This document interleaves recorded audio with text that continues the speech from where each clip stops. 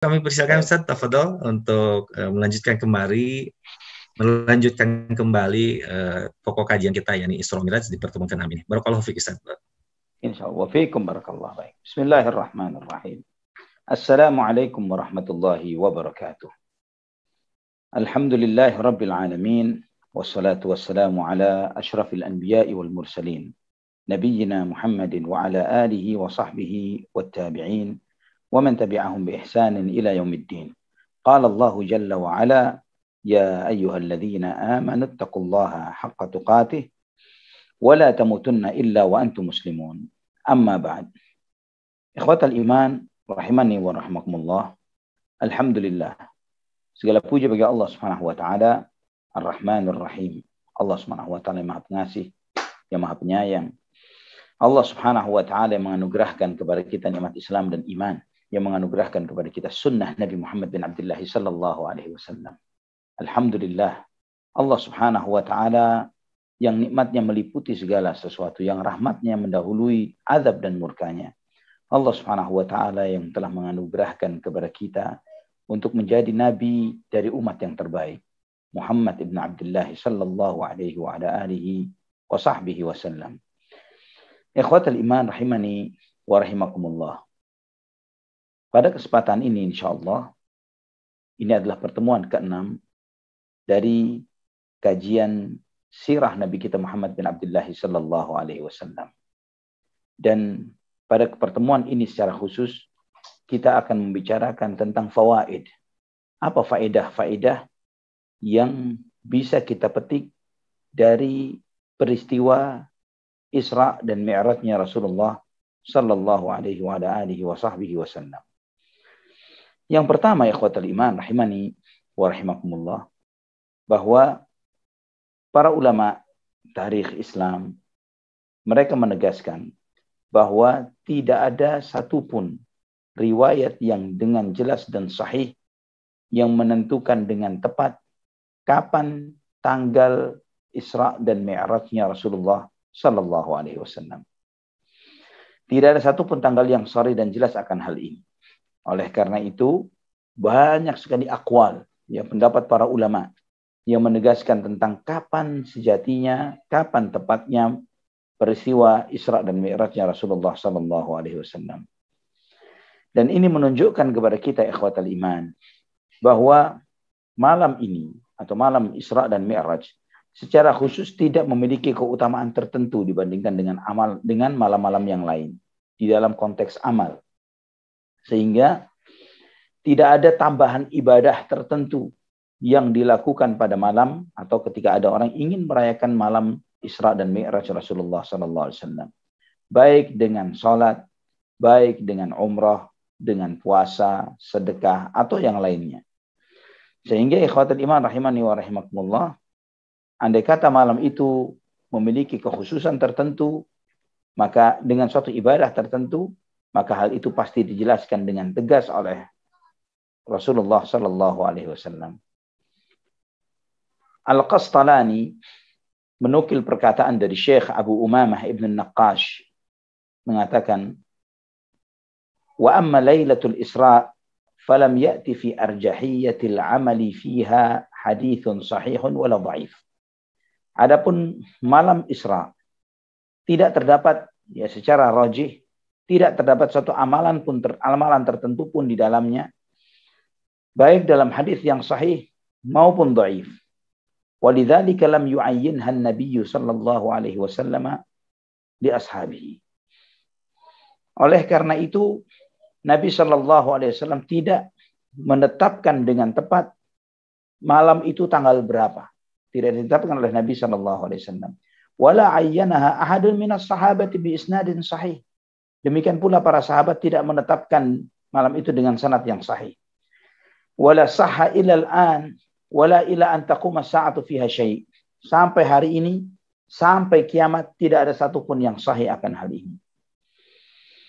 Walihadza tasadamatil aqwalu fiha wa tabayanat wa lam yathbutil amru fiha ala syai'in walau ta'allaqa biha naf'ul ummah walau bidhurah labayyanahu lahum nabiyyuhum sallallahu alaihi wasallam.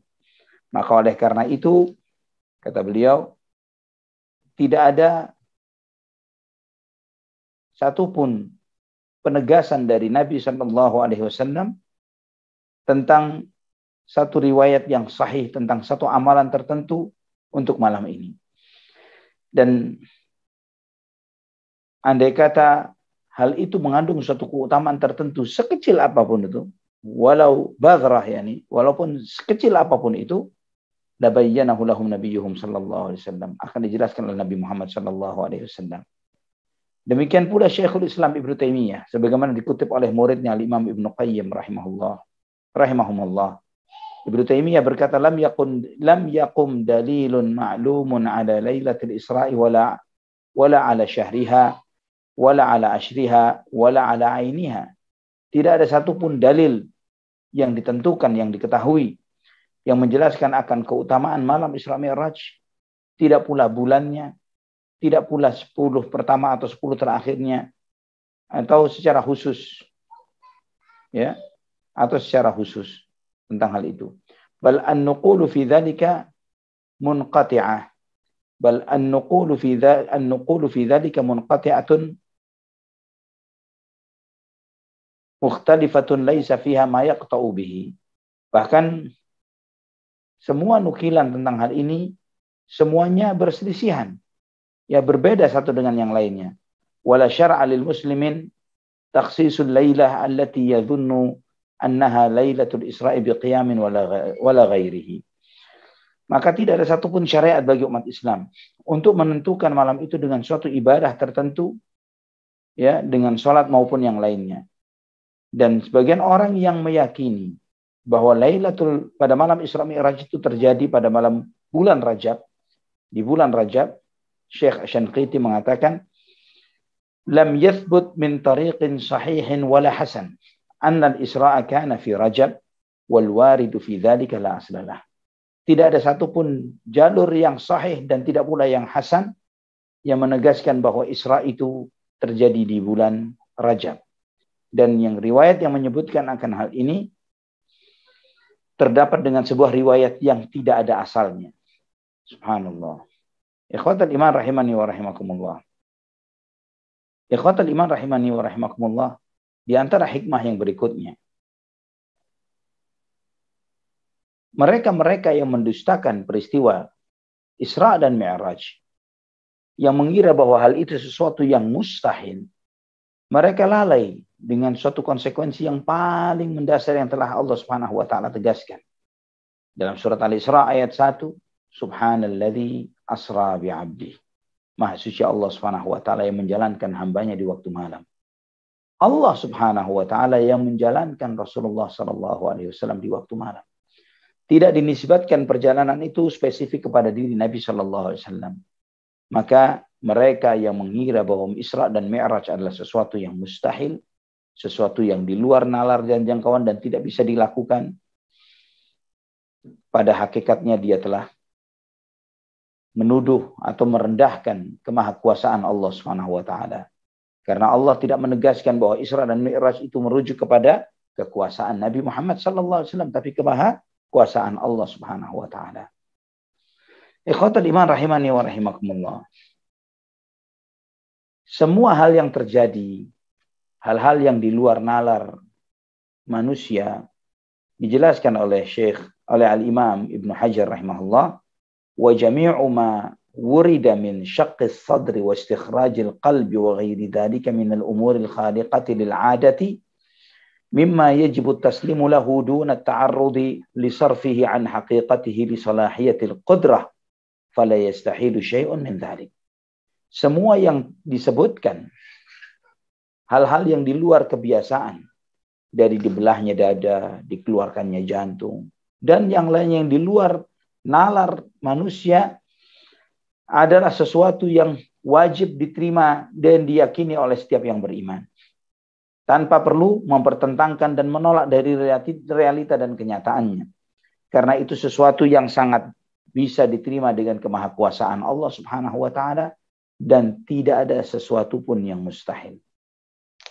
Ikhwatul iman rahimani wa rahimakumullah. Apa hikmah Isra dahulu baru Mi'raj. Perjalanan ke Al-Aqsa, Masjidil Aqsa, kemudian baru ke langit. Bukan dibalik. Apa hikmahnya? Dijelaskan oleh para ulama, di antaranya adalah untuk menunjukkan kebenaran terhadap mereka-mereka yang meragukan kebenaran Rasulullah sallallahu alaihi wasallam. Karena apa? Andai kata Nabi sallallahu alaihi wasallam mi'rajnya dari Mekah, para penentang-penentang kisah, maka ketika ada orang-orang yang menentang nantinya, tidak bisa dijawab oleh Nabi sallallahu alaihi wasallam. Namun ketika Nabi sallallahu alaihi wasallam dijalankan ke Baitul Maqdis, ke Al-Aqsa, maka mereka-mereka yang tidak mempercayai hal ini, mereka menanyakan kepada Nabi tentang seperti apa sih Al-Aqsa? Coba sebutkan kepada kami. Seperti apa Baitul Maqdis? Mereka-mereka yang pernah melihat Baitul Maqdis mempertanyakan hal itu. Karena mereka yakin Nabi Muhammad SAW belum pernah sampai ke sana. Ya. Dan dengan sebagian orang yang sudah sampai ke sana dan membuktikan akan kebenaran Rasulullah SAW, akan membuktikan tentang berita-berita itu, maka mereka menyadari akan kebenaran Rasulullah SAW. Nah, jika ternyata setelah di cross check informasi dan beritanya menunjukkan kebenaran beliau, nah jika beliau benar di dalam Isra-nya, maka apa alasan kita menolak Mi'rajnya? Ikhwatul iman rahimani wa rahimakumullah. Juga di antara hikmah Nabi SAW Mi'raj dari Baitul Maqdis, ini menunjukkan kemuliaan dari Masjidil Aqsa. Menunjukkan kemuliaannya bagi kita kaum muslimin. Bahwa Baitul Maqdis memiliki kedudukan tersendiri di hati setiap umat Islam. Di setiap hati umat Islam. Maka kita tidak boleh meremehkan, tidak boleh tidak peduli, tidak boleh menganggap melihat dengan sebelah mata terhadap kiblat pertama kita. Kiblatnya umat Islam yang pertama dan mi'rajnya Rasulullah sallallahu alaihi wasallam. Ikhwatan iman rahimani wa rahimakumullah.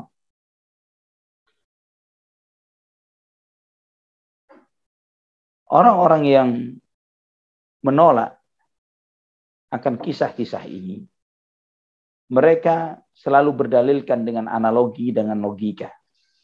Dengan hal yang benar bagi mereka-mereka yang mau mengambil ibrah dan benar-benar berusaha untuk menempuh jalan keimanan, langkah yang semestinya adalah ketika mereka mengetahui bahwa sumber beritanya adalah berita yang benar, maka apa alasan untuk menolak isi berita tersebut jika terbukti kebenaran si pembawa berita? Ini yang sering kali dibuktikan oleh Allah Subhanahu wa taala di dalam pembuktian akan kebenaran Al-Qur'an dan juga kebenaran Rasulullah sallallahu alaihi wasallam. Lau kana min 'indi ghairillah lawajadu fihi ikhtilafan katsira. Andai kata Al-Qur'an itu dari selain Allah, niscaya mereka akan mendapati banyak perselisihan di dalamnya. Allah buktikan, silakan buktikan. Ada ikhtilaf tidak? Ada khilaf tidak? Ada ikhtilaf di antara ayat dengan ayat dan yang lainnya.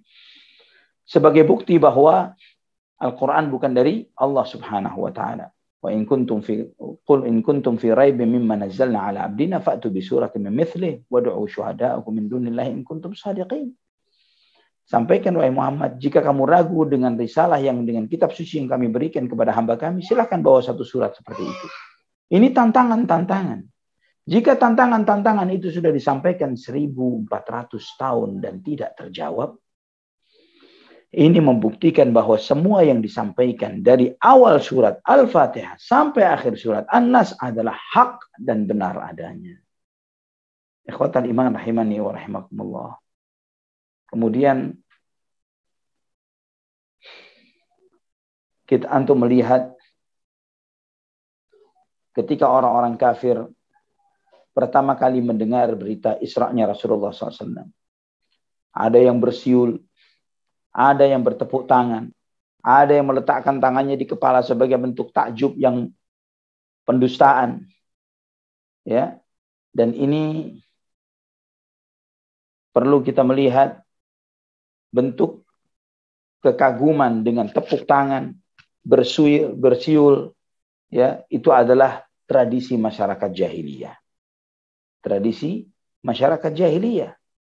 Dan ikhwatan iman rahimani wa rahimakumullah, sebagian umat Islam ada yang menjadikan sebagian tradisi itu sebagai bagian dari ibadah. Bagian dari ibadah. Seperti kaum sufiyah, kaum tasawuf, mereka di dalam ibadahnya kadang bertepuk-tepuk tangan. Dalam ibadah, dalam zikir, membaca sholawat Nabi. Tapi dengan tepuk tangan. Dan tidak sedikit di antara mereka yang bersiul. Ibadah katanya. Subhanallah. Ikhwatan iman rahimani wa rahimakumullah. Jika bertepuk tangan dan bersiul ini mereka masuk ke dalam konteks ibadah, maka itu adalah bid'ah yang diharamkan secara syar'i. Ya, karena tepuk tangan dan bersiul bukanlah bagian dari ibadah. Dan ikhwatan iman rahimani wa rahimakumullah, jika itu bukan bentuk dari ibadah tapi sebuah kebiasaan, maka itu adalah bagian dari tasyabbuh, meniru orang-orang di luar Islam. Ikhwatan iman rahimani wa rahimakumullah. Kita melihat di antara faedah dari peristiwa ini, sebagaimana pernah disinggung pada kesempatan sebelumnya beberapa poin, yaitu bahwa langit memiliki pintu-pintu yang hakiki. Ya, penjaga-penjaga yang sejati, yang sebenarnya, yang memang ditugasi oleh Allah untuk menjaga pintu-pintu tersebut. Ini yang diantaranya yang telah kita sampaikan pada kesempatan sebelumnya. Kemudian juga menetapkan adanya disyariatkannya meminta izin. Karena malaikat Jibril pun meminta izin untuk naik dari satu langit ke langit yang lain. Dan juga disyariatkannya ketika meminta izin itu tidak cukup mengatakan siapa? Saya. Tidak cukup dengan mengatakan saya, tapi dengan menyebutkan namanya. Karena pertanyaan siapa itu untuk memastikan siapa yang ditanya.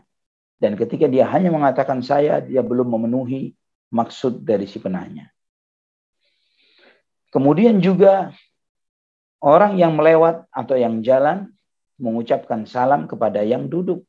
Walaupun yang jalan lebih utama ketimbang yang duduk. Ini telah disampaikan pada kesempatan sebelumnya. Juga disunnahkan juga untuk menyambut orang-orang baik dengan sambutan yang hangat. Ya, dengan kebahagiaan, dengan sambutan yang hangat. Dan ini mencakup siapapun orang yang lebih tua, orang yang kita segani, terutama orang tua kita, guru-guru kita, ya, para ulama, maka kita sambut mereka dengan lapang dada, dengan hati yang penuh gembira ketika kita menyambut kedatangan orang-orang yang mulia itu. Ikhwatal iman rahimani wa rahimakumullah. Kemudian juga bolehnya memuji seseorang yang insya Allah tidak dikhawatirkan terfitnah karena pujian itu, terutama ketika memuji orang itu di hadapannya. Kalau memuji di belakang orang yaitu biasa, tapi ketika memuji di hadapannya, di sini dibolehkan dengan syarat bahwa pujian itu tidak menjadi fitnah bagi yang bersangkutan. Juga ya ikhwatal iman rahimani wa rahimakumullah. Di antara faedah dan hikmah dari kisah Isra dan Mi'raj Nabi kita Muhammad SAW, dan telah disampaikan pada kesempatan sebelumnya, bahwa Nabi SAW ketika di langit ke-7 bertemu dengan Nabiullah Ibrahim alaihissalam, ketika itu Nabi Ibrahim bersandar di Baitul Ma'mur. Bersandar di Baitul Ma'mur dan menghadap dengan meluruskan kakinya. Dan Nabi Ibrahim ini menunjukkan apa? Bolehnya kita duduk dengan membelakangi kiblat, ya, membelakangi kiblat. Karena Baitul Ma'mur adalah kiblatnya Ahlus Sama, dan Nabiullah Ibrahim duduk membelakangi Baitul Ma'mur. Juga di antara faedahnya telah kita ambil contoh hikmah juga, dan ini perlu Anda tegaskan lebih paham bahwa suatu hukum yang ditetapkan oleh Allah Subhanahu wa taala boleh dirubah dan diganti oleh Allah walaupun hukum itu belum diberlakukan atau dijalankan. Dari mana kita mengambil hikmah ini? Yaitu dari perintah sholat 50 waktu tapi belum diamalkan, belum diberlakukan kepada umat Muhammad SAW, langsung diganti oleh Allah menjadi 5 waktu. Apakah ada hal yang serupa yang pernah dilakukan oleh Allah Subhanahu wa taala? Ada beberapa hal. Di antaranya telah Anda sampaikan juga contoh pada kesempatan yang kemarin, kesempatan yang lalu, bagaimana Allah Subhanahu wa taala membatalkan syariat kepada Nabi Ibrahim alaihissalam untuk membunuh putranya Ismail alaihissalam. Sedangkan putranya diperintahkan oleh Allah untuk dibunuh. Tapi tidak sampai dibunuh, dibatalkan oleh Allah dan diganti dengan seekor domba. Karena ini menunjukkan kepada kita ikhwatal iman, bahwa perintah Allah dan larangan di saat yang bersamaan juga bernilai ujian. Jadi ujian hidup itu bukan hanya berisi takdir yang kita jalani, tapi termasuk juga perintah dan larangan. Itu semuanya adalah bagian dari ujian yang diujikan oleh Allah Subhanahu wa taala kepada hambanya. Juga di antara hikmah dari peristiwa Isra dan Mi'raj yang ini telah juga Anda sampaikan pada kesempatan sebelumnya, yaitu keutamaan melakukan safar di malam hari. Ya, keutamaan melakukan safar bepergian di malam hari. Oleh karena itulah Nabi SAW Isra dan Mi'raj di malam hari. Paling banyak ibadah Nabi Muhammad SAW di malam hari. Paling banyak safarnya di malam hari. Dalam hadis yang sahih riwayat Imam Ahmad dalam musnadnya, Nabi SAW bersabda, "Alaikum bid-duljah fa innal arda tutwa bil-lail." Hendaklah kalian melakukan perjalanan di waktu malam karena bumi dilipat di waktu malam.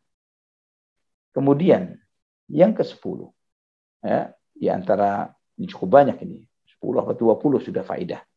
Ya, di antara faedah yang lainnya, yaitu pengalaman itu adalah guru yang terbaik. Pengalaman adalah guru yang terbaik. Banyak orang punya ilmu yang hebat, baca buku yang banyak. Tapi seringkali buku banyak yang dibaca tidak semanjur pengalaman yang telah diberjalankan. Ya, sebagai contoh misalnya, ini kebetulan pengalaman anak pribadi yang Anda lihat. Anak kebetulan memiliki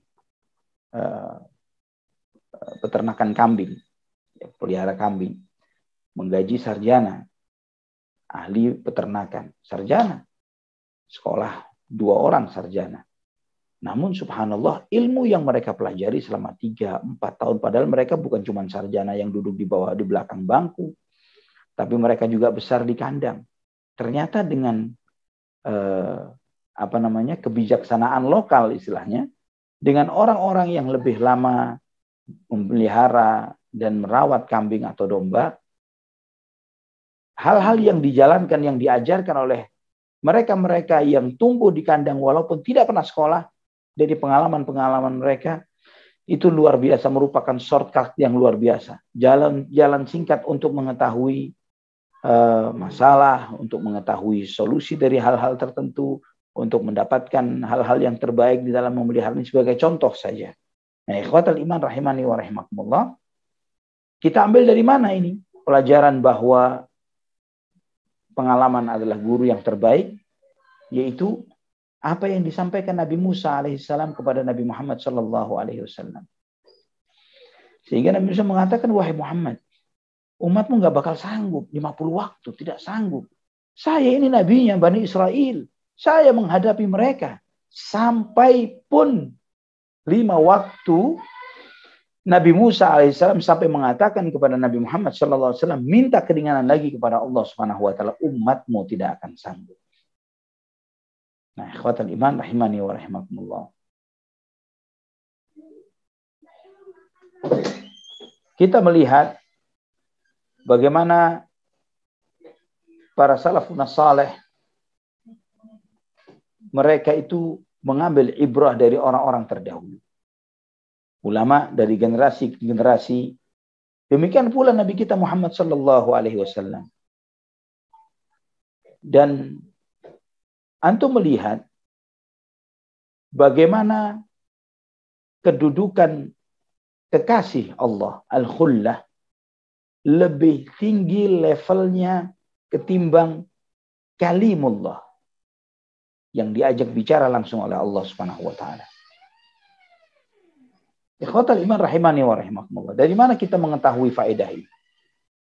Nabi Muhammad sallallahu alaihi wasallam ketika turun dari menerima perintah Allah Subhanahu wa taala, Nabi Muhammad sallallahu alaihi wasallam pasti melewati Nabiullah Ibrahim. Tapi Nabi Ibrahim alaihissalam tidak membicarakan sedikit pun. Ya, Nabi Ibrahim tidak membicarakan sedikit pun dari apa yang dibawa oleh Nabi Muhammad SAW dari perintah 50 waktu ini. Baik, sebentar ya kawan, sebentar.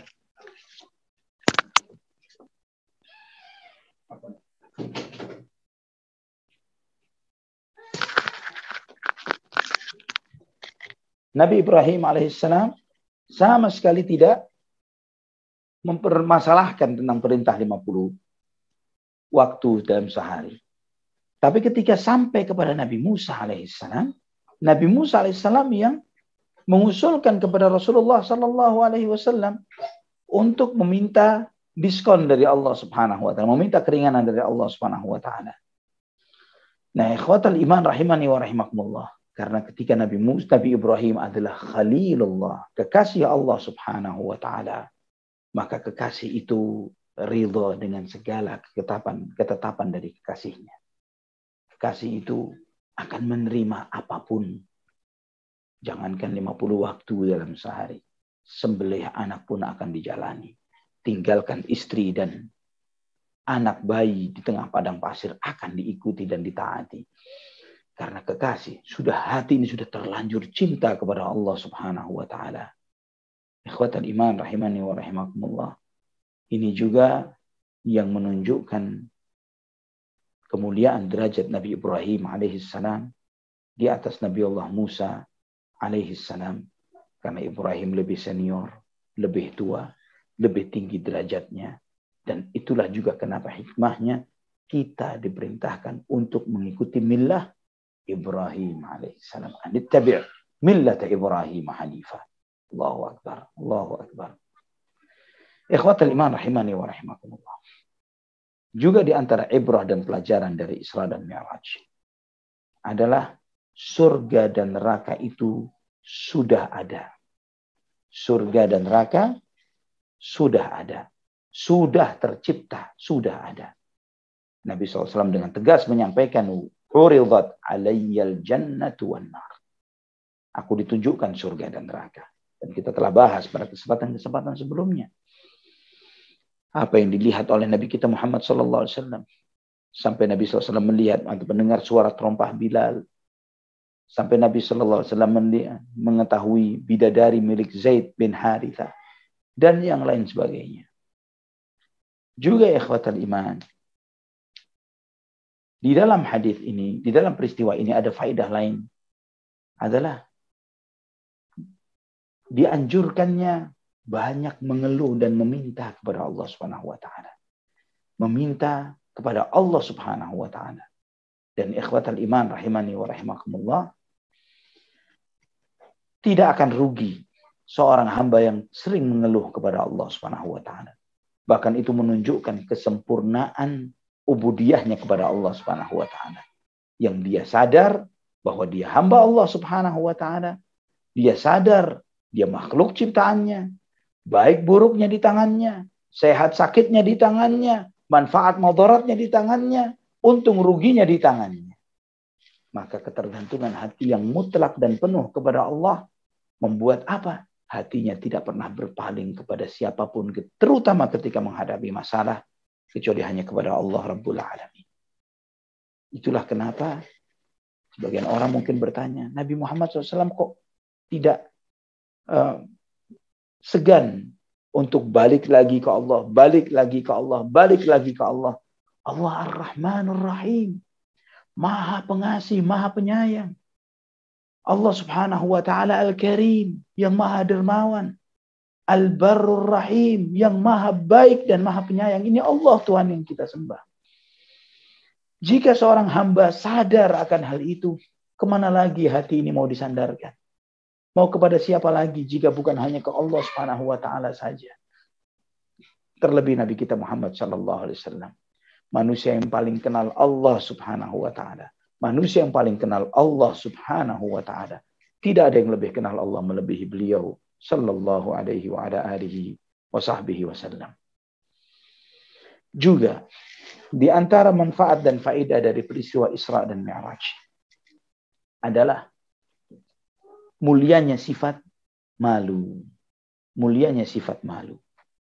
Ikhwatal iman, bagaimana Nabi Shallallahu Alaihi Wasallam ketika telah mendapatkan perintah 5 kali, dan ketika bertemu dengan Nabi Musa alaihissalam, kemudian Nabi Musa mengatakan masih berat, 5 kali masih berat, wahai Muhammad.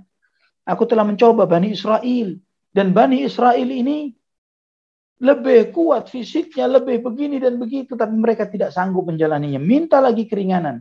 Namun apa kata Nabi Muhammad SAW ketika beliau mengatakan, ketika beliau menjawab ucapan Nabi Musa alaihissalam, laqad istahyaitu min Rabbi. Aku sudah malu, sangat malu kepada Tuhanku. Sudah terlalu banyak aku meminta kepada Allah Subhanahu wa taala, meminta keringanan. Ini menunjukkan kemuliaan dan keutamaan sifat malu.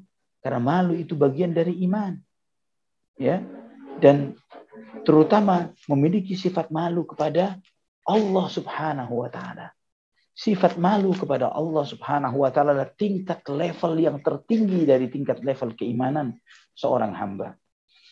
Ketika seseorang memiliki sifat malu terutama kepada Allah, walaupun sendirian, kita berdua dengan gadget kita tidak akan berani macam-macam.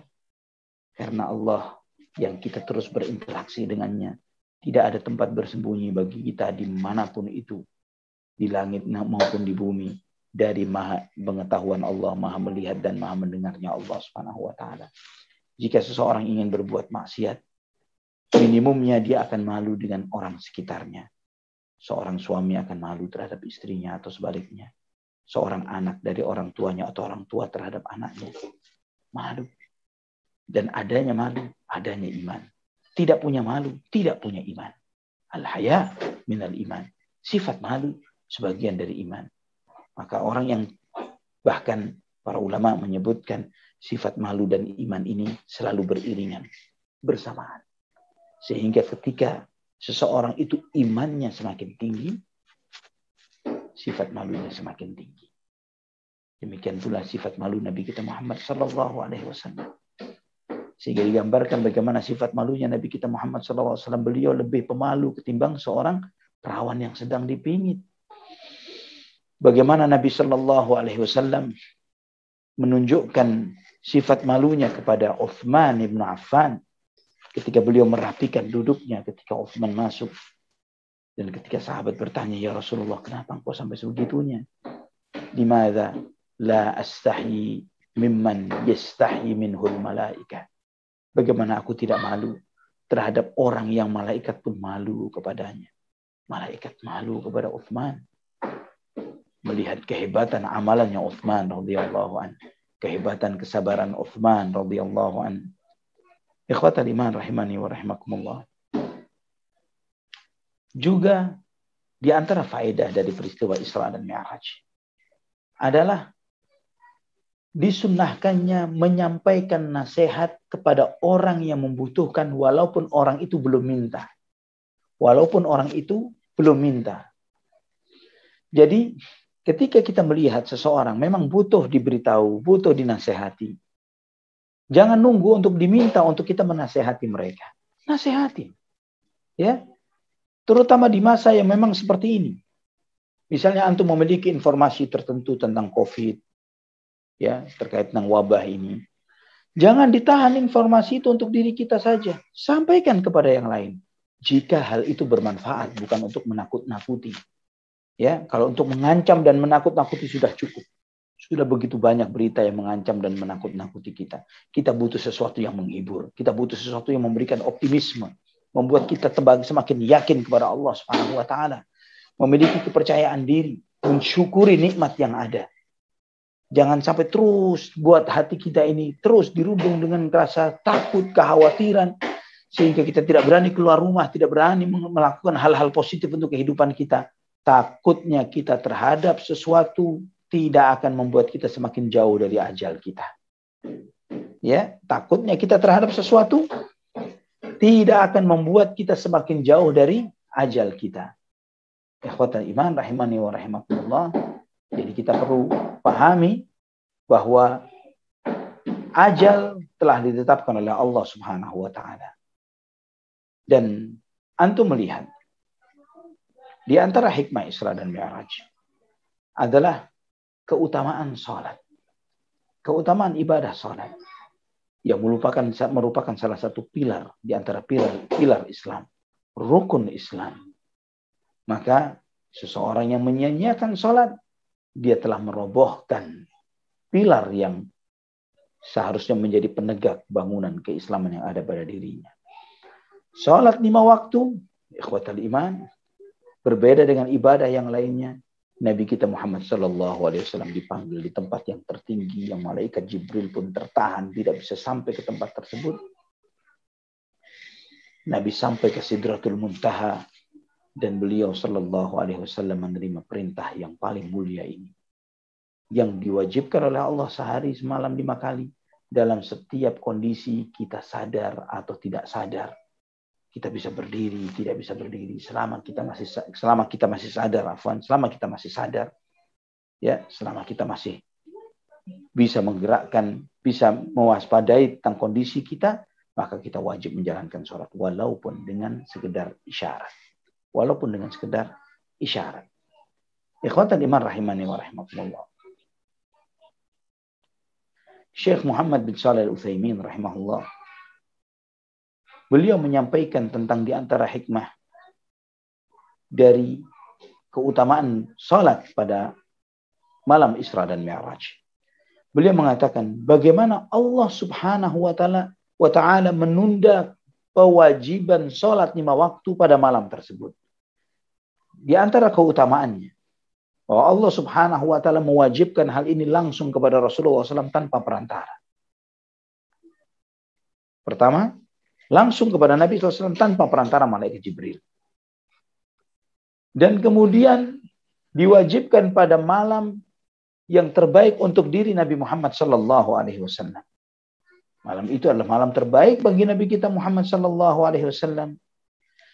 Kemudian diwajibkan di tempat tertinggi yang bisa dijangkau oleh manusia.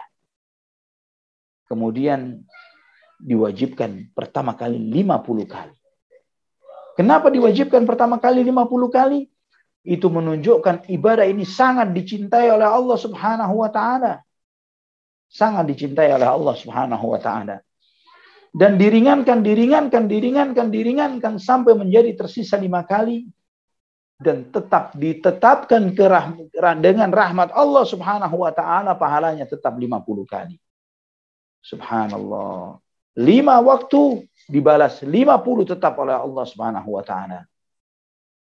Dan ikhwatal iman rahimani wa rahimakumullah, Allah Subhanahu wa taala melebihkan pahala 5 waktu dilipat gandakan lebih dari 50 waktu ini. Tidak seperti ketika Allah Subhanahu wa taala membalas satu kebaikan dengan 10 kali lipatnya. Bagaimana kata Syekh Muhammad sallallahu alaihi wasallam. Beliau mengatakan faju'ilat khamsan bil fi'li wa khamsina bil mizan. Jadi kewajiban salat ini diwajibkan 5 kali, namun di catatan timbangan amal seperti 10 kali tepat melaksanakannya 10 kali. Ghairal khamsina allati al-hasanatu bi'ashri amthaliha. Dan dilipat gandakan 10 kali lipat ini tidak seperti bagaimana Allah melipat gandakan amalan yang baik 1 dibalas 10. Li'annahu law kana al-muradul hasanatu bi'ashri amthaliha lam yakun laha maziyatun ala ghairiha minal ibadat. Karena jika salat yang dilipat gandakan 50 kali itu sama seperti ibadah-ibadah yang lain yang 1 dibalas 10 kali lipatnya, maka tidak ada kelebihan ibadah salat dibandingkan yang lain. Idz kullu ibadatin al-hasanatu bi asyri amthaliha. Karena setiap ibadah satu kebaikan dilipat gandakan 10 kali lipat. Lakin al-zahir, annahu yuktabu lil insani ajru 50 salatin wa hadha fadlun 'azimun min Allah 'azza wa jalla bin nisbati li hadhihi al-ummah. Namun yang Allah tetapkan bukan satu pahala dilipat gandakan 10 kali lipat. Satu salat yang antum lakukan ikhwatal iman, di salat yang antum lakukan itu dicatat di sisi Allah seperti antum melakukan 10 kalinya. Artinya 10 kali salat yang masing-masing salatnya dilipat gandakan 10 kali lipat oleh Allah Subhanahu wa taala. Wallahu yudha'ifu liman yasha. Allah Subhanahu wa taala melipat gandakan kepada siapa yang Allah kehendaki. Ya Rabb, subhanallah. Ikhwatal iman rahimani wa rahimakumullah. Di antara hikmah dari peristiwa Isra dan Mi'raj adalah waktu-waktu sholat. Waktu-waktu sholat.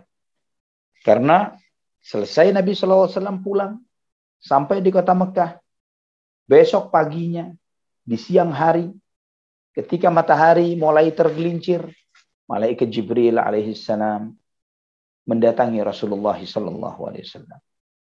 Kemudian menjelaskan tentang tata cara sholat dan waktu-waktunya. Nabi SAW memerintahkan para sahabatnya, panggil para sahabat yang lain. Maka diserulah dengan as-salatu jami'ah. As-salatu jami'ah. Kata as-salatu jami'ah, ikhwatal iman rahimani wa rahimakumullah, karena pada saat itu belum disyariatkan azan. Jadi azan itu disyariatkan kapan? Nanti ketika di Madinah. Di Mekah belum ada azan. Nah, bentuk panggilannya as-salatu jami'ah. Salat akan dikumpulkan, ditegakkan. Nah, ini juga meluruskan kesalahan sebagian kaum muslimin yang menggabungkan azan dengan as-salatu jami'ah. Sebagian as-salatu jami'ah rahimakumullah misalnya. Padahal untuk as-salatu jami'ah ini adalah syariat yang ditetapkan sebelum adanya azan.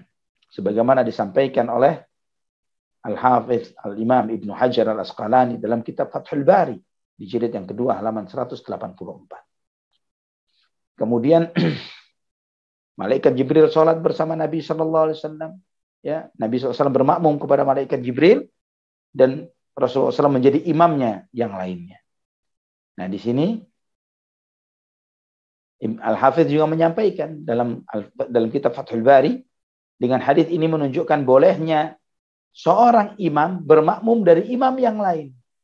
Karena Nabi SAW bermakmum kepada malaikat Jibril, namun Nabi SAW adalah imam bagi para sahabatnya. Nah, ikhwatal iman rahimani wa rahimakumullah. Dan ya, tapi yang seperti ini belum pernah diamalkan sama sekali yang seperti itu. Pernah ketika Nabi SAW sakit, Rasulullah SAW menjadi imam, di samping beliau adalah Abu Bakar As-Siddiq. Dan manusia mengikuti Abu Bakar bukan mengikuti Rasulullah SAW. Namun dalam konteks ini Abu Bakar hanya meneruskan, menjadi pembesar suaranya Rasulullah. Allahu Akbar. Abu Bakar mengeraskan suaranya. Allahu Akbar. Ya, itu dilakukan oleh Nabi SAW dan Abu Bakar As-Siddiq radhiyallahu ta'ala anhu. Nah, ikhwatal iman rahimani wa rahimakumullah, di siang hari itu malaikat Jibril setelah mengajarkan sholat, dia mengatakan ini sholat zuhur. Disebut dengan sholat zuhur. Hikmahnya kenapa disebut zuhur? Karena sholat pertama yang muncul adalah itu. Zuhur dari kata zahara, yang artinya muncul. Pertama sholat yang zahir yang muncul adalah sholat zuhur. Ada para ulama mengatakan di antara hikmah disebut sholat zuhur adalah karena pada saat itu zahirah itu anak onta, kepanasan dan dia berdiri pergi. Ya, waktu panas sehingga anak onta itu pergi, meninggalkan tempat duduknya di tengah terik matahari. Imam Ahmad meriwayatkan dalam musnadnya, Al-Hakim juga dengan sanad yang sahih dari Jabir bin Abdullah radhiyallahu anhu, Nabi SAW menyampaikan bahwa Jibril alaihissalam mendatangi beliau dan mengatakan, "Qum fasalli." Bangun salatlah. Maka beliau SAW melaksanakan sholat zuhur. Hina zalati syams, ketika matahari mulai tergelincir. Kemudian balik lagi malaikat Jibril di waktu asar. Dan kemudian berkata, qum fasalli, bangun berdiri. Maka Nabi SAW pun sholat asar bersama malaikat Jibril. Hina sara kullu dhillu kulli syai'in mithluhu. Kapan dilakukan oleh Nabi? Ketika bayangan segala sesuatu seukuran bendanya. Bayangan segala sesuatu seukuran bendanya. Kemudian waktu maghrib datang lagi malaikat Jibril alaihissalam. Dan kemudian mengajak sholat. Maka sholatlah Nabi SAW hina wajabatis syams. Ketika bulatan bola matahari terbenam. Benar-benar terbenam. Dan di waktu isya datang pula malaikat Jibril alaihissalam. Beliau sholat bersama Nabi SAW hina ghabas syafaq. Yaitu ketika warna merah di langit sudah sirna, hilang. Dan di waktu fajar datanglah malaikat Jibril alaihissalam sholat bersama Nabi hina barakal fajr. Atau hina sata'al fajar. Ketika terbit fajar, Nabi SAW sholat bersama malaikat Jibril pada saat itu. Besoknya, datang lagi malaikat Jibril alaihissalam. Di waktu zuhur. Ya. Dan malaikat Jibril mengatakan, bangun sholat wahai Muhammad. Dan waktu zuhur yang di hari kedua ini, malaikat Jibril melaksanakan sholat dengan Nabi. Hina sara kulli dhillu kulli syai'in mithluhu. Sholat zuhur ketika bayangan segala sesuatu seukuran dengan bendanya. Kemudian di waktu asar datang lagi. Nah, malaikat Jibril mengatakan bangun sholat. Dan sholatlah Nabi SAW bersama malaikat Jibril. Wasallal asar hina sara dhillu kulli syai'in mithlaihi. Ketika bayangan segala sesuatu 2 kali dari ukuran bendanya. Jadi bendanya semeter, bayangannya 2 meter, lebih panjang lagi. Jadi ketika menuju ke matahari hampir terbenam.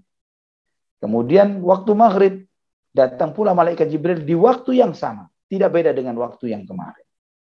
Kemudian ketika waktu isya datanglah malaikat Jibril hina dhahaba nisful lail, yaitu ketika separuh malam telah sirna. Dalam riwayat yang lain au thuluthul lail, pada sepertiga malam. Dan kemudian beliau sholat isya bersama Nabi. Dan besok fajarnya malaikat Jibril datang kepada Nabi ketika mulai menguning, langit mulai menguning, sangat menguning, hampir terbit matahari.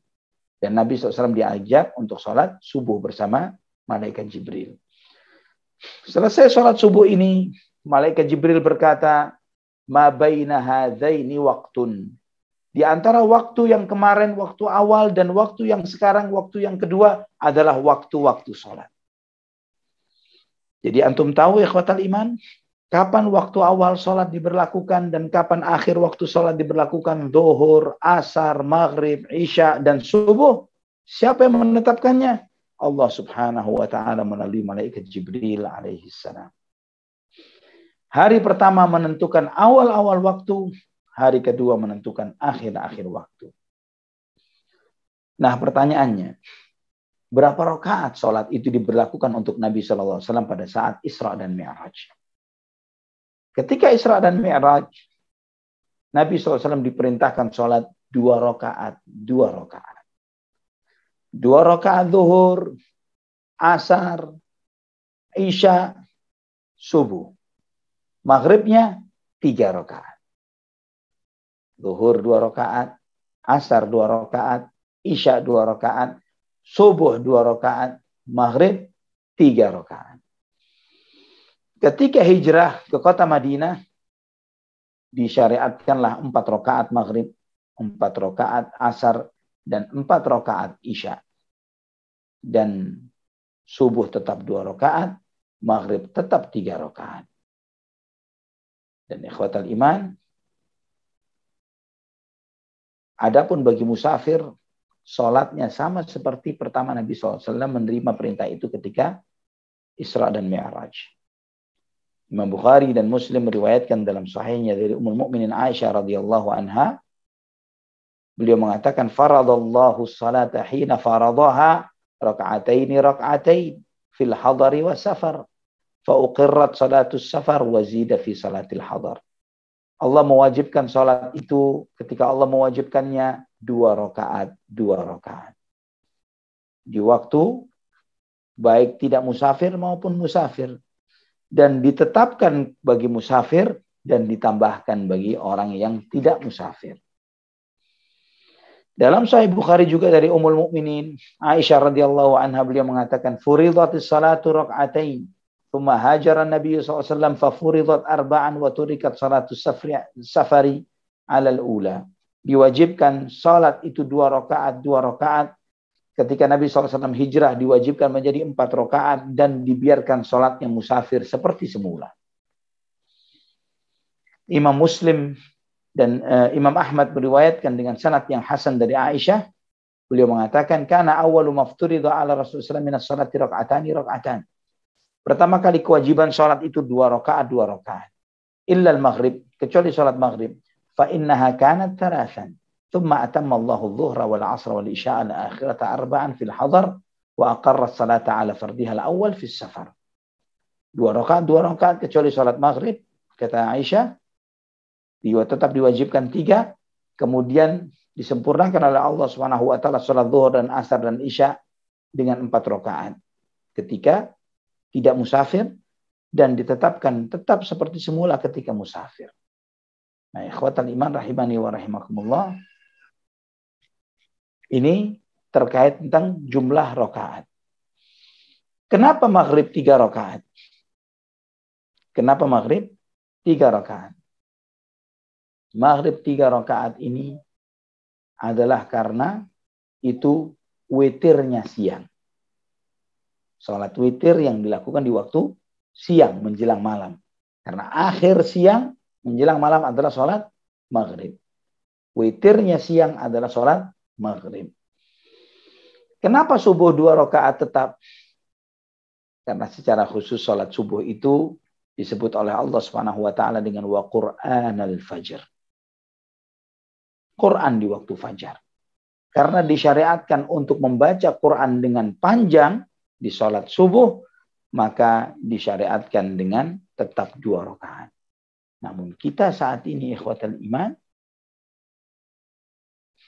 kita akan sholat subuh yang paling sering yang kita baca, apalagi dalam kondisi pandemi dan PPKM seperti ini, maka kita seringkali walaupun 2 rakaat yang seharusnya sholat yang panjang, sholat subuh yang 2 rakaat ini, kita tetap dengan qul ya dan qulhu.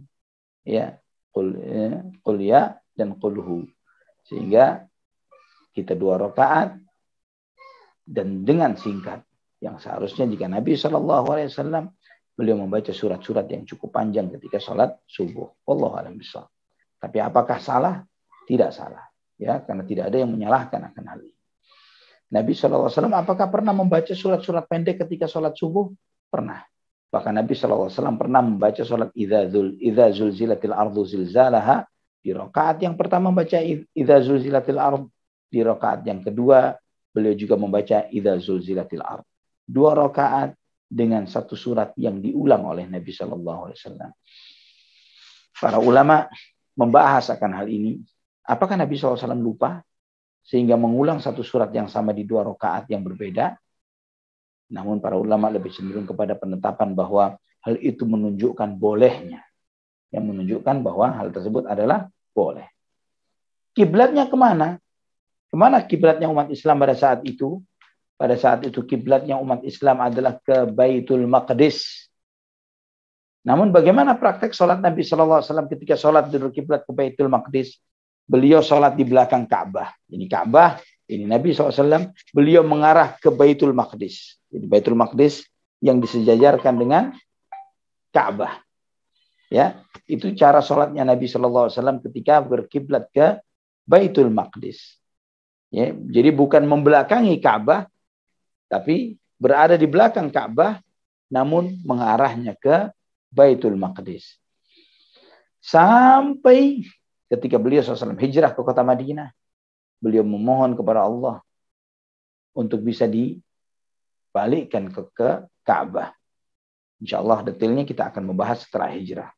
Dalam Musnad Imam Ahmad dengan sanad yang sahih sesuai dengan syarat Bukhari dan Muslim dari hadis Abdullah bin Abbas radhiyallahu anhuma, beliau menyampaikan, "Kana Rasulullah sallallahu alaihi wasallam yusalli wa huwa bi Makkah nahwa Baitul Maqdis wal Ka'batu baina yadayhi wa ba'dama hajara ila al-Madinati 16 syahran thumma surifa ila al-Ka'bah. Kata Ibnu Abbas radhiyallahu anhuma bahwa Rasulullah sallallahu alaihi wasallam salat ketika beliau berada di kota Mekah menghadap ke Baitul Maqdis dan Ka'bah di hadapannya. Menghadap ke Baitul Maqdis tapi Ka'bah di hadapan Nabi. Nabi SAW di belakang Ka'bah. Setelah beliau SAW hijrah ke Madinah, setelah kurang lebih 16 bulan, baru diperintahkan untuk berpaling dari Baitul Maqdis ke Ka'bah. Inilah ikhwatal iman, rahimani wa rahimakumullah, beberapa hikmah yang bisa kita petik dari peristiwa Isra dan Mi'rajnya Rasulullah sallallahu alaihi wasallam. Wallahu ta'ala ala wa alam bissawab. Barakallahu fikum.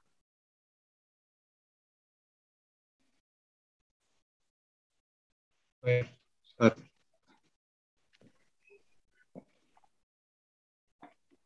Ustaz, sepertinya Kang Zai terputus. Baik.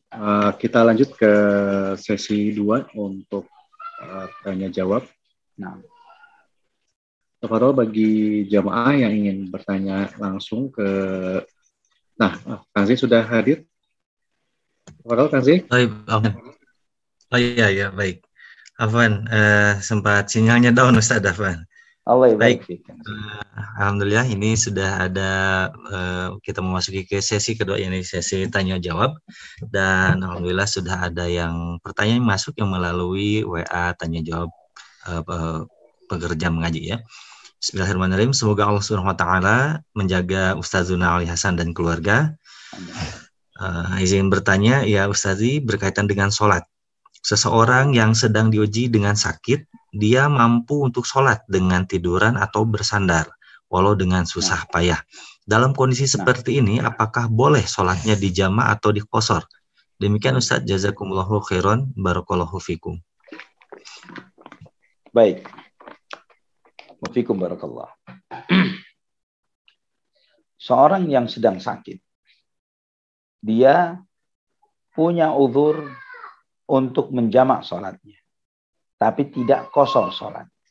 Karena qasar ini bagi musafir. Tapi jamak apakah boleh? Boleh. Ya, boleh dia menjamak. 4 rakaat zuhur dengan asar dijamak. Demikian pula dengan 3 rakaat maghrib dengan isya 4 rakaat.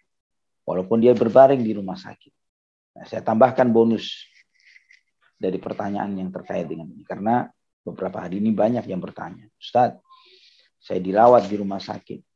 Walaupun tidak pakai kateter, tapi saya dalam kondisi sakit yang seperti itu, dia tidak bisa ke toilet untuk ambil air wudhu dan membersihkan dirinya. Bahkan dalam kondisi dia bahkan harus pakai pampers misalnya. Karena tidak bisa, karena lemahnya fisiknya. Bagaimana nasibnya? Apakah sholat walaupun dengan pampers, yang pastinya pampers itu ada najis dan tidak selalu ganti ketika waktu sholat? Maka ana jawab, dan ini jawaban sebagaimana yang dijawabkan oleh Syekh Muhammad bin Shalih Al-Utsaimin rahimahullah, yaitu ittaqullaha mastata'tum.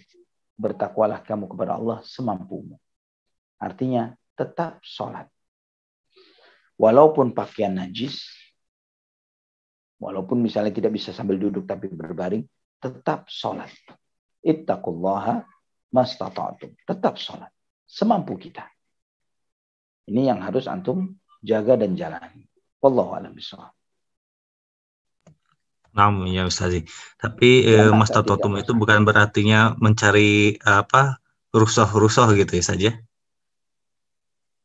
Ya, rukhsah pada tempatnya benar. Rukhsah tidak pada tempatnya, itu yang bab.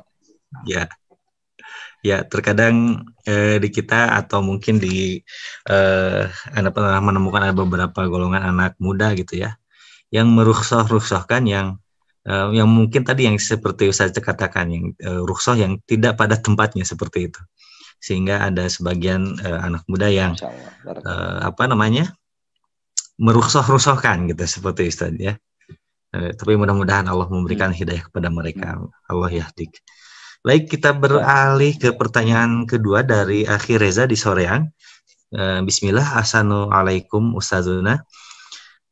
Terkait hikmah menasihati ketika belum diminta, bagaimana ya fikihnya ya Ustazi?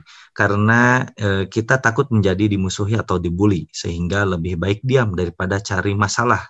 Mohon nasihatnya ya Ustazi. Barakallahu fikum. Barakallahu fiik. Nah, setiap syariat yang Allah syariatkan itu tidak luput dari pertama istita'ah, kesanggupan untuk menjalankannya. Kemudian juga yang kedua adalah maslahat dan madarat, terutama terkait tentang hal-hal yang bersifat al-amru bil ma'ruf wa nahyu 'anil munkar. Mengajak kepada yang ma'ruf dan mencegah dari yang munkar. Jika kita melihat atau jika antum melihat bahwa ketika kita menasihati, menegakkan amar ma'ruf dan nahi munkar, itu akan menimbulkan madarat yang lebih besar. Dibuli, dilecehkan kebenaran itu, dihinakan kebenaran tersebut, maka antum boleh diam. Boleh diam. Sebagaimana, apalagi kalau dalam kondisi antum terancam. Ya, tapi diam itu bukan berarti menerima atau ridha terhadap kebatilan ini. Namun, antum memberi tenggat waktu, menunda. Ya, ta'khirul bayan an waqtil hajah. Yang menunda penjelasan dari waktu yang dibutuhkan. Hal ini termasuk hal yang dibahas oleh para ulama usul fiqh. Ya. Dan apakah ada prakteknya? Ada. Nabiullah Harun alaihissalam. Beliau ketika Nabi SAW Nabi Musa alaihissalam meninggalkan kaumnya, meninggalkan Bani Israel, kaumnya menyembah anak sapi. Nabi Harun mengingkari dan hampir terancam untuk dibunuh. Sehingga Nabiullah Harun diam. Ya. Namun diamnya ini tidak disalahkan oleh Allah Subhanahu wa taala dan Rasulnya, bahkan dikisahkan di dalam Al-Qur'an. Jadi konteksnya adalah maslahat atau madarat. Jika maslahatnya dominan ya dan madaratnya minim, tidak sama dengan atau lebih besar. Jika madaratnya sama dengan maslahatnya atau apalagi lebih besar dari maslahatnya, maka lebih baik diam dan mencari waktu yang tepat untuk menyampaikan nasihat. Wallahu a'lam bishawab.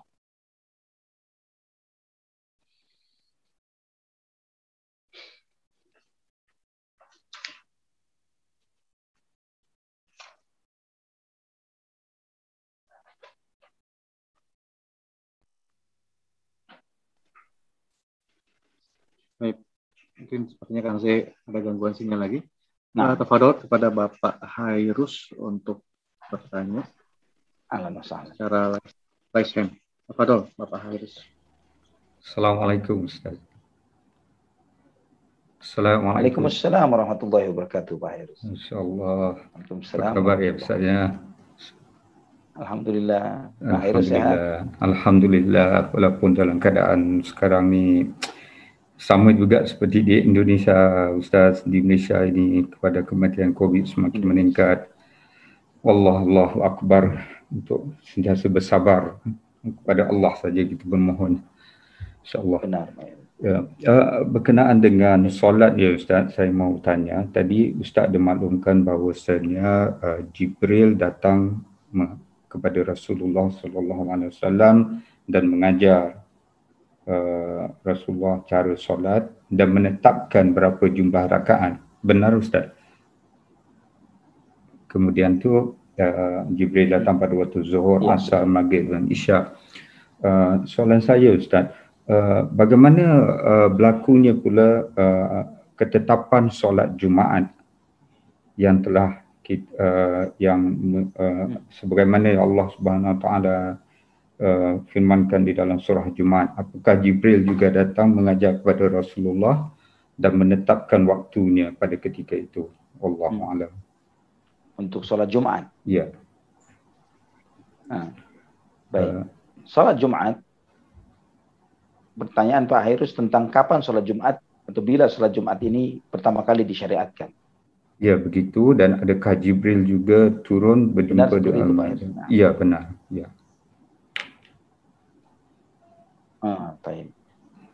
Terkait dengan tentang permulaan diwajibkannya sholat Jumat, pertama kali adalah di Masjid Quba ketika Nabi SAW hijrah ke kota Madinah. di Masjid Quba. Dan apakah malaikat Jibril alaihissalam turun juga sebagaimana ketika menetapkan sholat 5 waktu? Setahu saya, wallahu a'lam bishawab, tidak seperti itu. Tidak seperti sholat 5 waktu ini.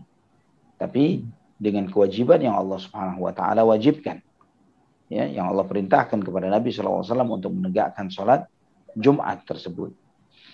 Dan sholat Jumat ini pun kewajibannya bertahap. Nanti insya Allah ketika kita sampai kepada tempatnya, pada waktunya pembahasan akan hal ini, kita akan menjelaskan tentang tahapan kewajiban itu.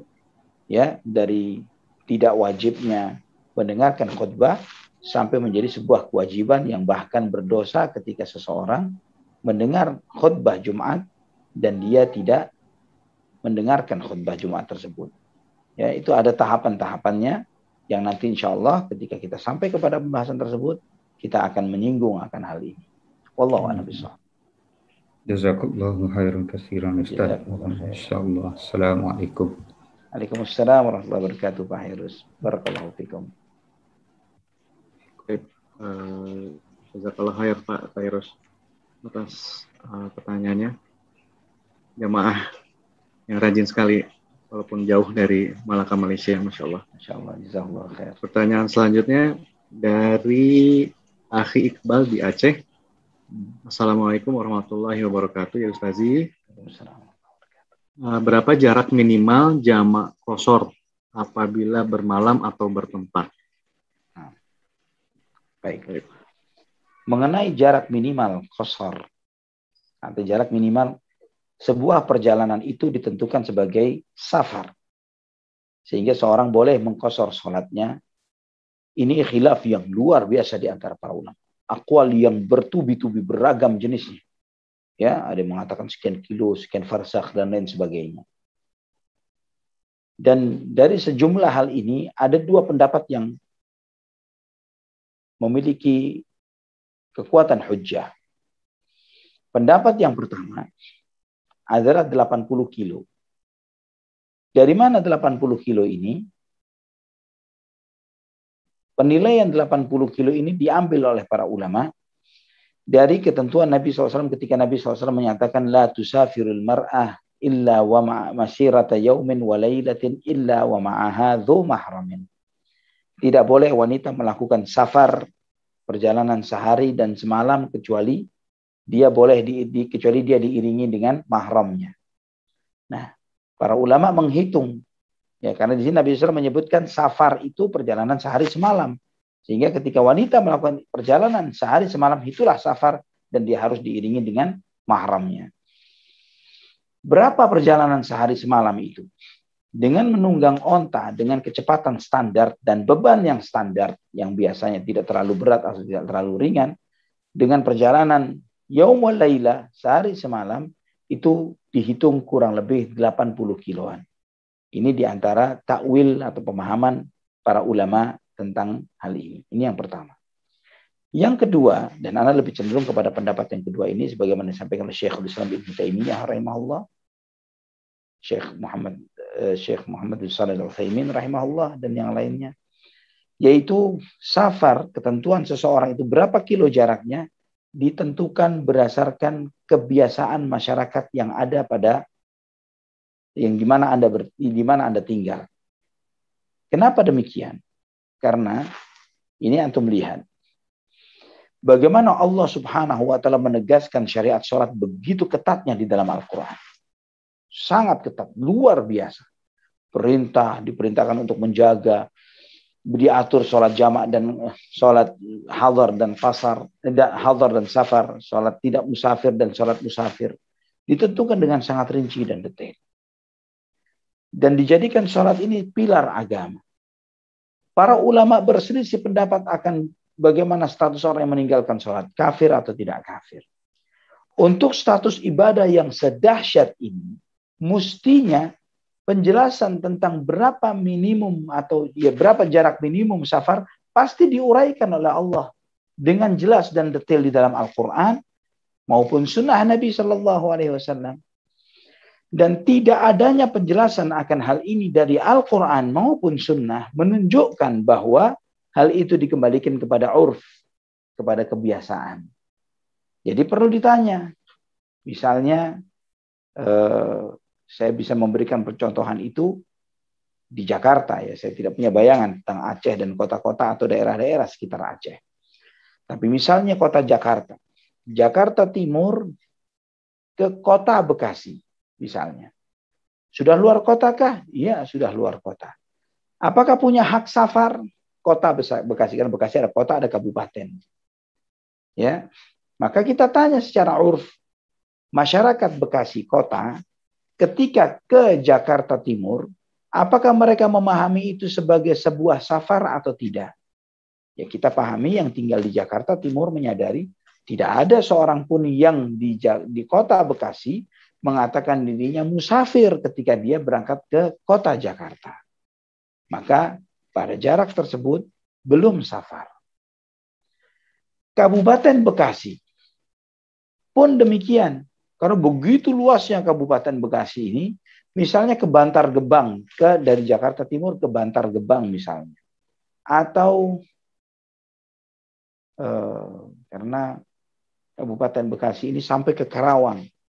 Ada Muara Gembong misalnya yang dekat laut sana. Perjalanan 3 jam dari Jakarta Timur ke Muara Gembong yang dekat laut di Kabupaten Bekasi.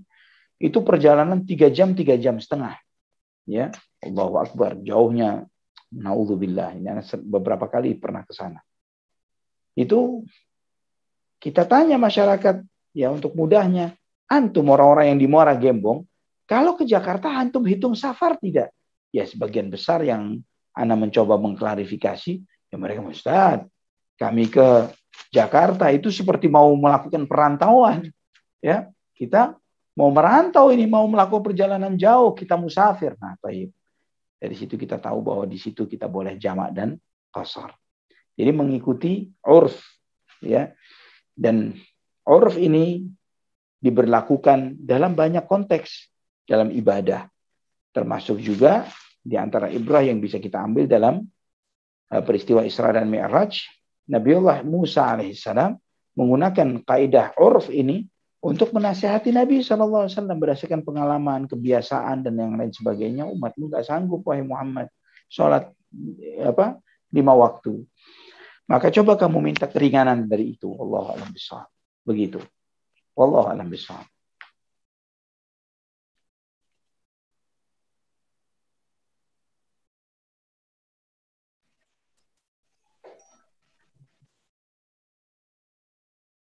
Pertanyaan selanjutnya. Nah. Bismillah, yang bertanya Ustazi, mohon penjelasan mengenai hadis berikut. Apabila datang gelap malam atau sore hari, maka halangilah anak-anakmu dari keluar rumah hingga waktu Isya. Ya. Apakah hadis ini sahih? Dan apabila kita mengajak anak ke masjid di waktu maghrib, apakah tidak bertentangan dengan hadis tersebut? Jazakallah. Wafiq barakallah. Jadi ketika menahan anak-anak di waktu maghrib, ini ketika menjelang maghrib dan masuknya azan maghrib. Yang menjelang maghrib dan masuknya azan maghrib. Diperintahkan oleh Nabi kita Muhammad SAW agar seorang muslim mereka menahan anak-anaknya tidak keluar rumah. Namun ketika antum melakukan ini, ya, ingin melaksanakan sholat maghrib berjamaah ke masjid dan mengajak anak-anak antum ke sana, ke masjid ini untuk melaksanakan sholat, ini tidak termasuk melanggar larangan tersebut. Ya, tidak termasuk melanggar larangan Nabi SAW. Karena Nabi SAW ini melarang hal tersebut karena ada ilahnya, ada sebabnya. Ya, sebabnya apa? Bertebarannya syaitan pada saat itu. Nabi SAW mengajarkan agar kita menahan anak-anak kita ketika saat setan-setan itu bertebaran pada saat itu. Namun ketika seorang anak dia dibimbing dengan orang tuanya, ya, diajak ke masjid untuk melaksanakan sholat, ya, sesudah azan, ya, maka ini insya Allah terhindar dari apa yang dikhawatirkan atau yang dipesankan oleh Nabi kita Muhammad sallallahu alaihi wasallam. Wallahu a'lam bishawab. Baik, Ustaz. Jazakallah khair, Ustaz. Wa jazakumullahu khairan. Pertanyaan selanjutnya dari Bapak Agus di Cikarang. Assalamualaikum warahmatullahi wabarakatuh. Semoga Ustadz, keluarga, dan tim pekerja mengaji diberikan kesehatan dan keberkahan. Amin. Amin. Amin. Afwan, Ana pernah ditanya bagaimana dengan waktu sholat di Finlandia, sementara hari-harinya tanpa sinar matahari. Kalau melihat riwayat saat Rasulullah diajarkan waktu sholat oleh malaikat Jibril. Jazakallah khair. Masya Allah. Baik. Bagaimana sholat di tempat yang matahari terbit dan terbenam dalam kurun waktu yang sangat lama? Di beberapa belahan bumi misalnya, ya, matahari itu terbit 6 bulan sekali, terbenam 6 bulan sekali misalnya. Siangnya 6 bulan, malamnya 6 bulan. Bagaimana menentukan waktu sholatnya? Ini sudah pernah dijawab oleh Nabi Shallallahu Alaihi Wasallam. Sudah pernah dijawab oleh Rasulullah Shallallahu Alaihi Wasallam. Nabi Shallallahu Alaihi Wasallam menyampaikan di antara hadis fitnatud Dajjal. Nabi Shallallahu Alaihi Wasallam menyampaikan bahwa Dajjal itu sayamkuthu fikum arba'ina yauman. Dia akan tinggal bersama kalian, kata Nabi SAW, Dajjal itu 40 hari. Yaumun kasanah, wa yaumun kasyahr, wa yaumun ka usbu', wa yaumun ka ayyamikum hari. Dia akan bersama kalian selama 40 hari, namun hari pertamanya lamanya sama seperti setahun. Satu hari berikutnya lamanya seperti sebulan. Kemudian satu hari berikutnya yang lamanya sama seperti sepekan. Dan kemudian hari-hari berikutnya seperti hari-hari kalian. Para sahabat ada yang bertanya, ya Rasulullah, bagaimana kita melaksanakan sholat di hari yang satu harinya lamanya sama seperti sebulan, atau setahun, atau sebulan, atau sepekan? Bagaimana sholatnya ya Rasulullah? Maka Nabi Shallallahu Alaihi Wasallam mengajarkan, ukurlah waktu sholatmu seperti di hari-hari yang normal. Ya, berdasarkan hadis ini, para ulama dari mufti lajnah daimah, ya, mufti para ulama-ulama yang hidup di negeri-negeri yang antum tanyakan tadi, Finlandia dan yang lain sebagainya, mereka sampai hari ini pun, jika antum ke sana atau ke negeri-negeri yang seperti itu, antum mengkondisikan jadwal sholat, tetap bisa, tetap ada. Bagaimana mereka menentukan jadwal sholat? Sudah tidak lagi mengikuti terbit dan terbenamnya matahari sebagaimana di daerah-daerah yang wajar, tapi mereka mengikuti daerah yang ternormal, yang terdekat dengan mereka. Daerah paling normal terbit dan terbenamnya matahari yang lebih dekat dengan mereka. Dan itu mereka tarik dan dijadikan sebagai standar di mereka. Semoga penjelasan ini bisa antum pahami. Barakallahu fikum. Baik, Ustaz. Pertanyaan selanjutnya. Assalamualaikum warahmatullahi wabarakatuh. Waalaikumsalam. Semoga Allah memberikan kesehatan, melindungi dan merahmati Ustaz dan keluarga, panitia dan umat Islam dimanapun. Amin ya rabbal alamin. Amin ya rabbal. Bagaimana hukumnya adik anak karena pekerjaannya kadang-kadang ia tidak bisa melaksanakan sholat Jumat lebih dari 3 kali berturut-turut? Ini pertanyaan di luar masa pandemi tentunya. Mohon nasihat ya Ustazi. Jazakumullah khairan. Barakallahu fikum. Wa fiik barakallah. Ketika kewajiban sudah tidak bisa dijalankan dengan benar karena suatu profesi tertentu, jika profesi-profesi itu bukanlah profesi-profesi yang krusial, jadi profesi-profesi yang memang membuat dia memang secara profesionalisme pekerjaan, ketika dia tinggalkan pekerjaan itu pada saat itu akan menimbulkan madarat yang besar. Menimbulkan madarat yang besar. Misalnya apa? Seorang dokter yang sedang mengoperasi pasiennya. Dia bisa jadi tiap Jumat kejadian seperti itu. Sehingga dia tidak bisa meninggalkan pasiennya yang sedang dibedah untuk melaksanakan sholat Jumat.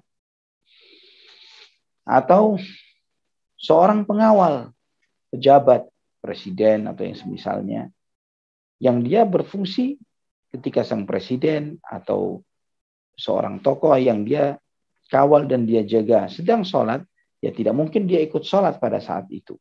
Maka dia harus menjaganya. Atau seorang yang memang diamanati untuk misalnya dia menjaga keberlangsungan suatu sistem, mengawasinya, yang jika dia lengah dari menjaga sistem tersebut dan terjadi suatu error atau suatu masalah yang akan berdampak yang sangat besar. Misalnya kelistrikan di satu teritori atau daerah. Misalnya ini dengan keawaman ana di dalam membayangkan beberapa konteks pekerjaan yang memang ketika ditinggalkan dan terjadi suatu masalah, dampak madharatnya akan begitu besar. Jika memang pekerjaannya adalah dalam konteks yang seperti ana uraikan barusan, maka dia punya uzur untuk tidak Jumatan. Walaupun lebih dari 3 kali Jumat. Namun jika tidak seperti itu, maka dia harus mengganti profesinya dengan profesi yang baru. Mencari pekerjaan yang dengan pekerjaan baru itu, dia lebih bisa dan lebih leluasa menjalankan perintah Allah Subhanahu wa Ta'ala. Wallahu a'lam bishawab. Baik, mungkin itu tadi pertanyaan terakhir dari WhatsApp. Tapi ini ada message Ustaz dari channel YouTube Pekerja Mengaji. Bukan pertanyaan sih, mungkin ada dari Abdul Hafid. Masya Allah, tabarakallah Ustadz Ali. Lama nggak jumpa, kapan bisa datang ke Bangil? Masya Allah. Tafadhol, kalau ada waktu bisa diagendakan. Semoga antum sehat selalu. Barakallah. Wafikum barakallah.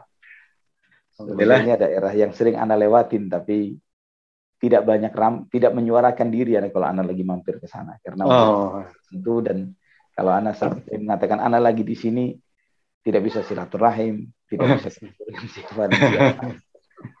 Sering lewat. Masya Allah. Baik, mungkin Kang Z ada pertanyaan lagi, Kang Z?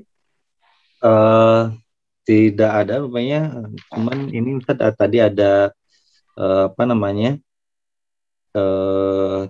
seperti yang tadi Ustaz sampaikan itu yang di pertanyaan jawaban dari pertanyaan terakhir itu Ustaz betul.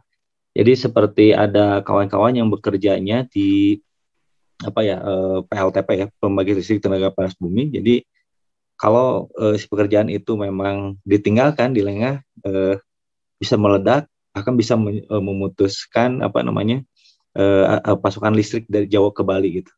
Allah musta'an. Betul ya. Seperti itu. Kejadian ada yang profesi-profesi pekerjaan yang memang krusial gitu. Atau mungkin yang sempat viral itu saja yang di Masjidil Haram gitu, askar yang tidak ikut Jumatan, ternyata terjadi ada orang yang ingin menzalimi syekh gitu ya ketika khutbah seperti itu. Nah, Ustaz, alhamdulillah sudah diberikan pencerahan. Pertanyaan sudah habis di WA maupun juga di raise hand sudah tidak ada. Selanjutnya bagaimana Akhwilda? Kita tutup saja. Ada nasihat terakhir Ustaz untuk pertemuan malam hari ini. Tafadhol. Baik. Nah, insyaallah materi kita akan datang tentang terbelahnya bulan. Tentang terbelahnya bulan. Mukjizat Rasulullah SAW yang kita akan melihat ikhwatal iman. Subhanallah, Nabi kita Muhammad SAW adalah Nabi yang terbanyak mukjizatnya. Nabi yang terbanyak mukjizatnya dan dahsyat luar biasa. Ya, luar biasa. Yang kalau istilahnya Nabi Musa alaihissalam membelah lautan, ini biasa. Membelah bulan dibelah oleh Rasulullah SAW. Jika Nabi Musa alaihissalam memecah dan mengeluarkan mata air dari bebatuan, ya memang sifatnya bebatuan mengeluarkan mata air di antara bebatuan tersebut. Namun bagaimana Nabi SAW dari sela-sela jemarinya mengeluarkan air. Dan itu menjadi air wudhu dan minum para sahabat yang lainnya. Mukjizat yang telak. Tapi antum perhatikan juga, ternyata masuk Islamnya sebagian besar sahabat yang dahulunya dari kalangan orang-orang musyrikin, bukan karena melihat mukjizat-mukjizat wah dan wow ini. Tapi mereka melihat kebenaran Quran, kebenaran iman, dan tanda-tanda kebesaran Allah dengan kebenaran Quran, kebenaran sunnah Nabi Sallallahu Alaihi Wasallam. Ini lebih dahsyat ketimbang antum melihat ada tulisan Allah di langit, ada kuda terbang, ada binatang atau pohon dengan tulisan Muhammad, atau ini dan itu semuanya tidak ada nilainya dibandingkan dengan antum membaca Al-Quranul Karim dan antum melihat betapa kebenaran ini tak terbantahkan. Betapa kita baca sirah Nabi kita Muhammad Sallallahu Alaihi Wasallam, mengkaji sirah saja sudah menunjukkan kebenaran risalah Muhammad Sallallahu Alaihi Wasallam. Siapa manusia seperti Muhammad? Siapa manusia seperti Muhammad Sallallahu Alaihi Wasallam yang tidak ada cacat dari bayi sampai wafatnya beliau Sallallahu Alaihi Wasallam. Nah, ikhwatal iman, ini saja sudah sebagai bukti bahwa beliau adalah memang sosok yang dibentuk oleh Allah Subhanahu wa taala. Disiapkan oleh Allah Subhanahu wa taala. Karena mustahil segala kehebatan manusia, mungkin antum bisa mendapatkan sejarah seorang pemimpin yang revolusioner yang hebat. Tapi dari sisi lain mengecewakan dan bermasalah. Seorang pertapa yang luar biasa, seorang biksu, seorang pendeta atau yang semisalnya.